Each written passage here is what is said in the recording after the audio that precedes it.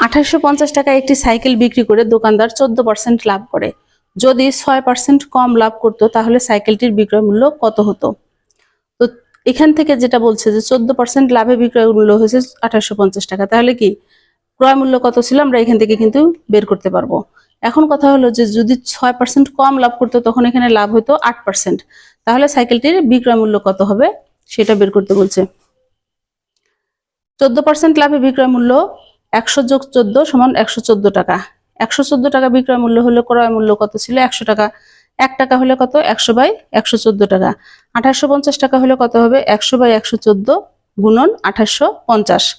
এটা কাটাকাটি করলে 114 দিয়ে 2850 কে কাটলে হয় 25, তাহলে 25 100 2500, অর্থাৎ সাইকেলের ক্রয় মূল্য ছিল যে আমরা ক্রয় মূল্য এখান থেকে বের করে নিলাম 2500 টাকা।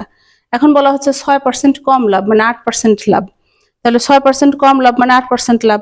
8% লাভে বিক্রয় মূল্য কত হবে 2500 যোগ 2500 এর 8%, তার মানে 2500 যোগ 2500 এর 8% মানে 200 টাকা, তার মানে 2500 যোগ 200 সমান 2700, অর্থাৎ সাইকেলটা যদি 6% কম লাভে বিক্রয় করতো তাহলে হতো 2700 টাকা সাইকেলটার বিক্রয় মূল্য।